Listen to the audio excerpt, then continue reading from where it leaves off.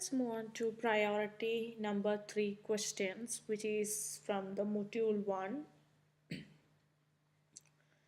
Let's see the first one. Year, invention, and inventor. This is very, very important. You should remember the year and the name of the invention and the name of the inventor.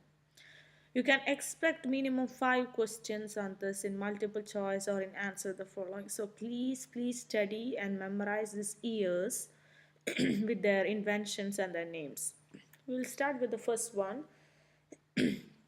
3500 BC. This year is called as the Bronze Age, and in this age some group of people, they found out wheel cart, the wheels. They found out this one, and that people is called the Mesopotamians. So whenever you memorize this thing, just study the year 3500 BC. It's Bronze Age and wheel cart and Mesopotamians. So you can answer any question based upon this year. Next coming year is 1760. In 1770s you have 2 years to memorize, 1760 and 1780. In 1760 it's steam engine, and you know that it's James Watt who invented steam engine. Name of that steam engine is called Boulton and Watt engines. And the purpose, why they found out the steam engine, the purpose was to pump water from the mines. It's not petrol, it's not any other chemicals, it's just to pump water from the mines. In 1780, extensive canal systems was introduced. There are no men to memorize, so please study this one as separate. 1780 is for extensive canal systems. Next, in 18 you have 2 years to memorize, 1807 and 1823. 1807, steamboat, and the Robert Fulton was found out the steamboat. Name of that steamboat is Clermont, and it ran from New York City to Albany. This is very, very important. Maybe they will ask you the year, maybe they will ask you who is the inventor, maybe they will ask what is the name of the invention. And sometimes they will ask from which city to which city they flocked. So if you are studying in this way, you can answer any type of questions. In 1823, railroads. It was founded by George Stephenson. Finally, last one in 90s, it's automobiles. So this is the only years you have to memorize in this end of the term knowledge. 3500 BC, 1760 and 1780, 1807 and 1823, and last 1900. Okay, so next, engineers and their areas. Most of the students are still confused about the areas of each engineers. Please memorize and try to understand which people will do these purposes. First one is industrial. Industrial, in any of the multiple choice, if you see any manufacturing process, it will be done by industrial engineers. Okay, if there is any term like manufacturing or something, making, building or something, it's just industrial engineers.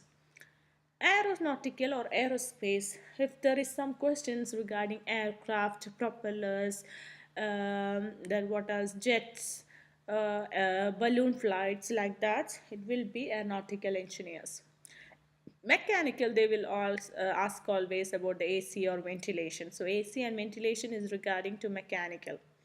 Chemicals, pesticides and medicines. Normally they will confuse, most of the girls confuse in this one. Maybe when they see the pesticides and medicines, they will put industrial engineer. No, industrial is for manufacturing.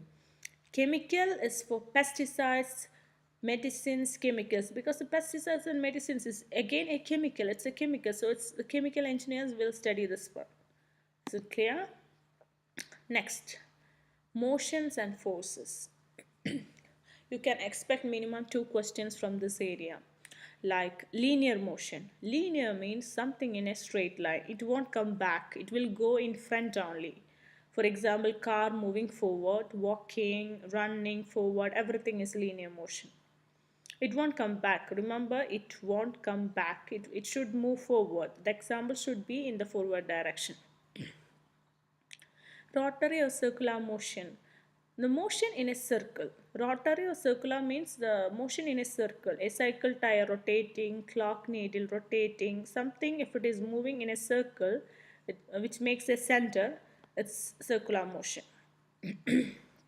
Oscillatory motion, if something is moving in oscillations like this in a curved path, remember oscillatory motion is not in a straight line, it's just a curved path. It will go and come back. This is the difference. Oscillatory motion, it will go and come back. If you study max, you can say it as a curved semicircle. It will form a semicircle. Example, clock, pendulum, swing in the gardens and the playgrounds is an example for oscillatory motion. Reciprocating motion. It's similar to oscillatory. The only difference is it will be in the straight line. It will come back and it will go back and come back again in the same path, but it will be in the straight line. This is the difference of this from oscillatory. Oscillatory will be in the curved path and reciprocating will be in the straight line. Example for reciprocating, weightlifter. Weightlifting will be in a straight line, up and down. Sewing or stitching machines, it will be up and down. And elevators, yeah, it's another good example. Elevators. Elevators are examples for this one, reciprocating motion.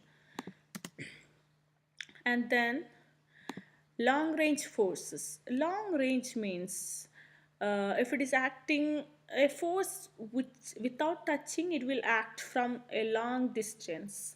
The only two examples for long range forces is the force of gravity and the magnetic force. I'm sure that they won't ask you short range forces because it's very simple. Throwing a ball, any forces by physical touch is called short range force. Throwing a ball, throwing something like that. But long range force, it will be only two examples is a gravity and magnetic force. So please remember this one, note it. So these are the priority 3 questions. So in all, I explained priority 1, 2 and 3. Doesn't mean that the rest of the questions are least priority, but keep this as the first priority because study this first. Then you will all, of course, you will get nice marks. Then the remaining questions, please study it, but don't ignore them. Okay, it's very, very important. So inshallah, you will get full marks in all this technology exploration subject.